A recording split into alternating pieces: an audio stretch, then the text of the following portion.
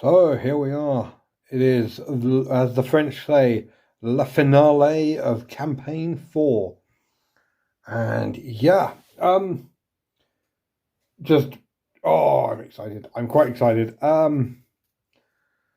We got by the end of this, unless things go horribly, horribly wrong, the Scions will have got 3 out of their 4 team members to 10 advances, and the campaign will be over. So yeah, let's do this. First up, Scan and Patch are going to train. That is +1 experience, which means Scan has enough experience to buy +1 combat, and also whack them over to 10 advances. That is 1 down.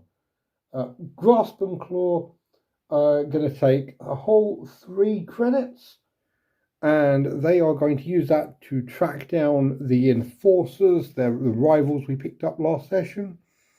So yeah, going to be the finale. Just I'm so glad we got a rival for the finale. For people who haven't seen any of the previous campaigns, there are 2 house rules I do for the finales. One of which is there is always a unique individual in the last fight.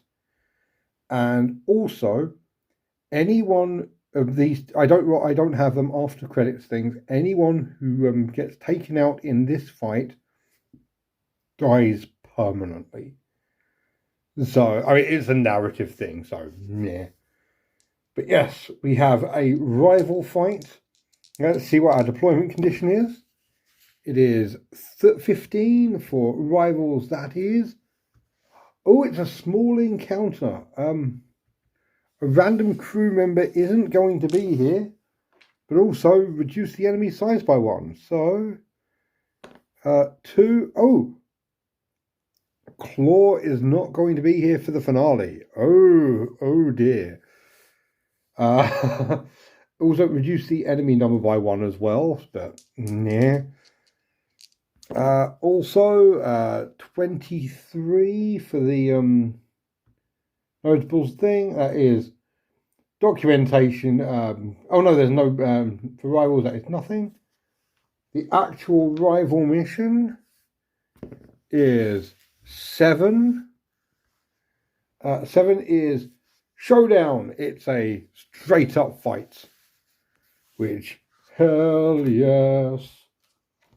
The enforcers are big and scary. They get get my d6s.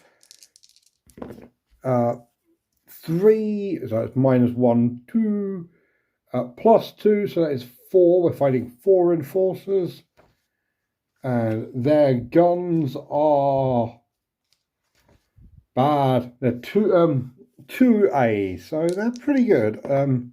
It's 2 military rifles and shotguns for the only thing we've actually got there. Specialist. The unique individual is 59.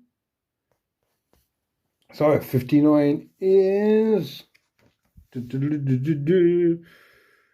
a mutant bruiser. Ooh. You know, I've just realised the incredibly good luck of Claw being the one that's been kicked out, because Claw still had 2 advances to get, and if anyone else had missed the fight, then I actually think it would have gone on for another campaign turn. This, however, no, I think this is going to be it. I guess Claw is off being psychic somewhere else. On that note, is anyone psychic? Yes, they are. And the psychic power one of the bad guys have is 6. I believe 6 is obscure. Just trying to find it. Ah. Stupid book. I own you. Yes, obscure. Okay, so rolling a d6.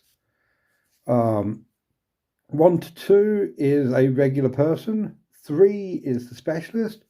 4 is the lieutenant. 5 is the mutant.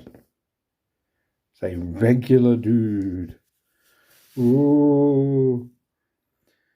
Yeah, it's obscure again, and now the enforcers are actually much, much nastier. So they're actually going to be more accurate than we are. And we do not have our psychic in return. This is going to be a hell of a final fight. Let's do this. Hell yes.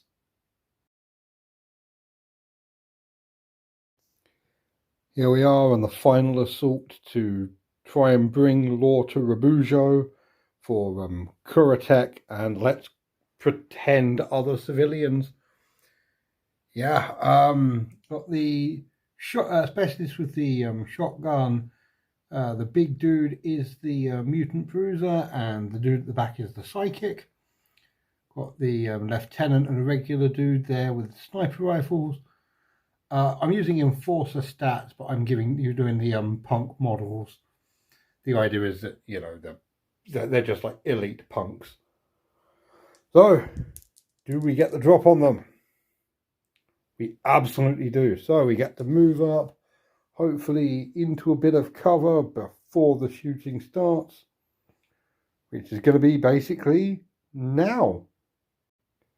Yeah, here we are. Everyone's moved up, getting to cover, apart from Patch here, who's going to try doing a bit of a flank.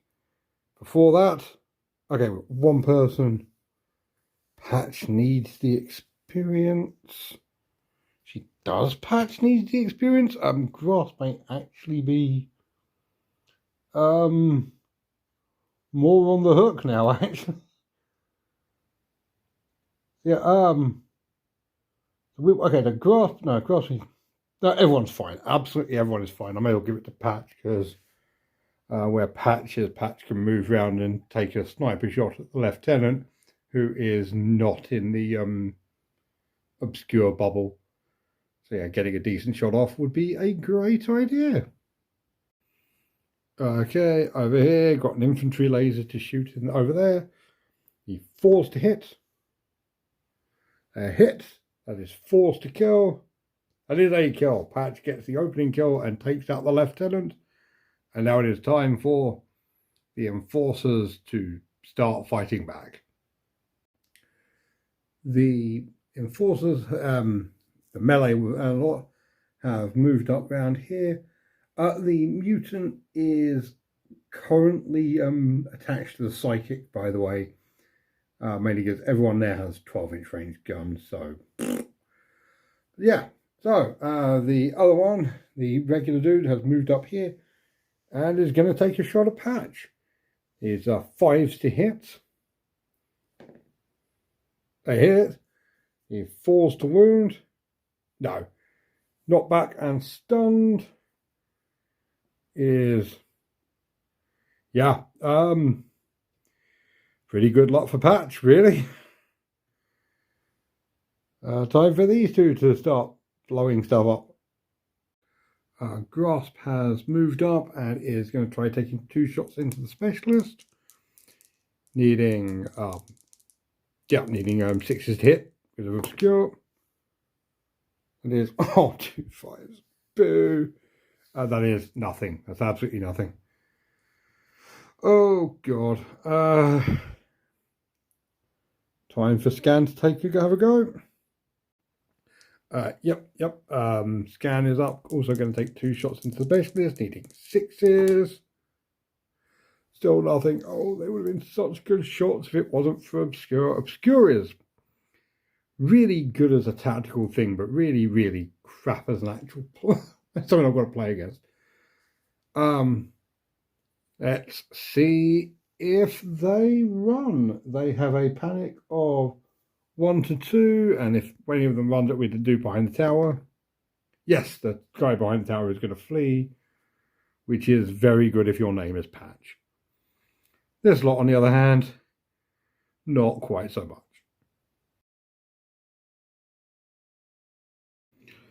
Okay, we are at turn 2, and the enforcers are tactical, so I'm going to have to come to them, which is bad, especially because none of my guys have the got the initiative. So basically, the specialist there is going to take a shotgun shot to this guy. Needs 5s to hit, or to this guy to grasp. Needs 4s to wound. Grasp has a 5-up save. No. He's going to lose his point of luck and dive 5 inches that way. Oh, I think that's going to get him into cover behind the shed there, which is actually really, really useful. Yeah, that is absolutely amazing. The mutant is going to shoot into Scan. It's going to miss with everything. And the psychic is going to use the handgun. Is going to hit. Needs 4s. Up 1. Cool. Okay, so yeah, Scan is knocked back and stunned. But is not dead, which is very good. Very, very useful indeed. As yeah, everyone gets to attack back, and also he hasn't actually activated this turn yet. Cool. Okay, this is an insane Hail Mary pass. Grasp has run up and within 4 inches of the psychic. I need at least 1 3 to hit. Also, his toughness 5, so I need at least 1 4 to kill. Hey, the psychic is dead, which suddenly makes everything else a lot easier.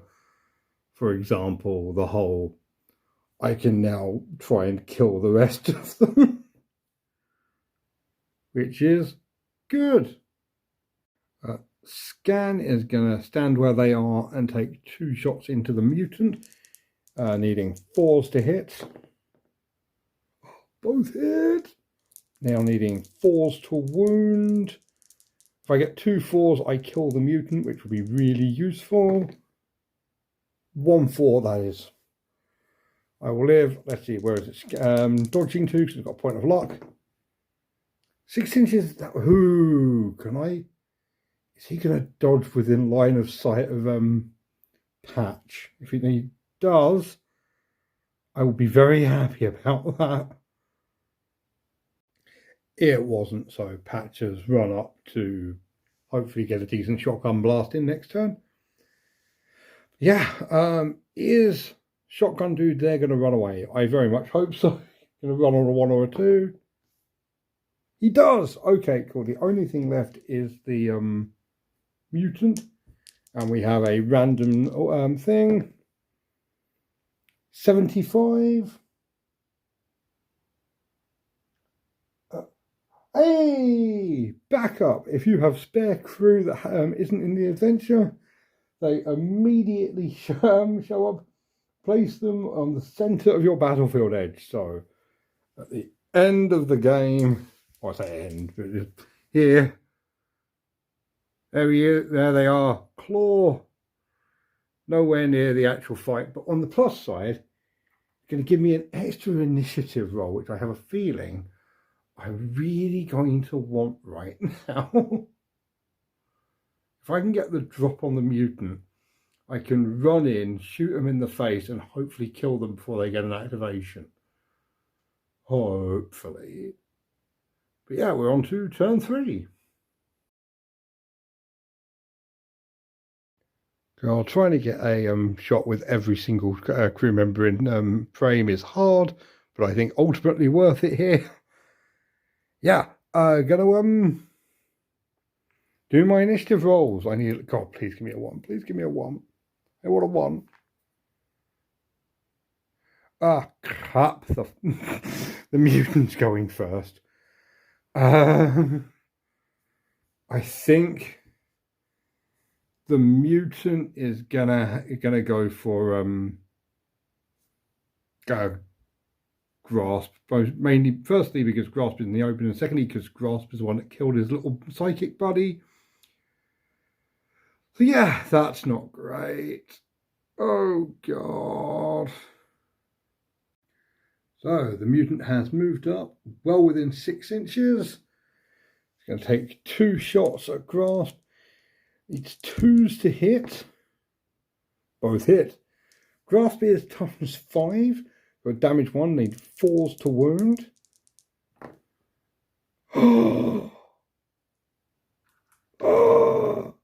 Grasp survived, and I think Grasp is still within 6 inches. And if they are going to return fire.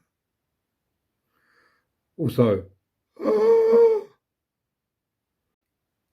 just to prove it, Grasp is just in 6 inches.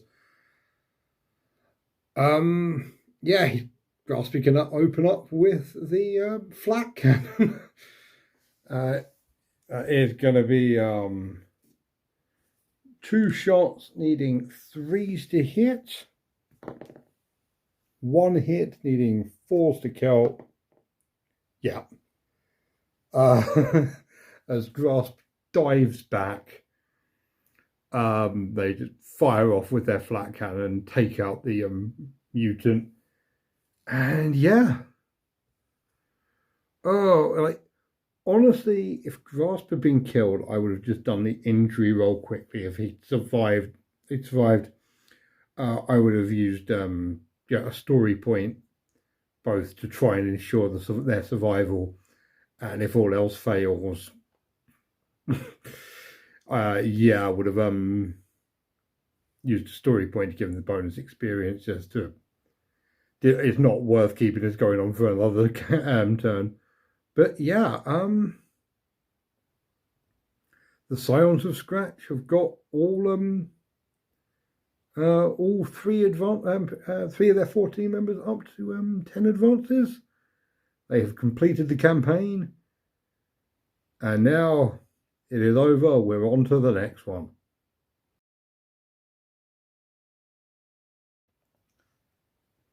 The Scions of Scratch have not exactly left the universe better than they found it. They've sided with a mega corporation and have essentially conquered a planet for them. In the years to come, this will herald a dramatic shift in how Unity operates, going from a fairly strict and ordered interplanetary democracy into more of a corporate oligarchy where things are far, far better if you have the money. And Kuratech is one of many, many mega corporations which are going to spring up over the next few years.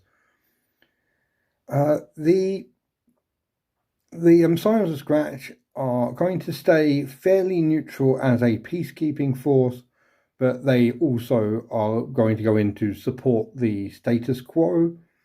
They are going to fight for corporate interests, and almost certainly they are going to be at the forefront of civilizing a whole bunch of planets on the fringe.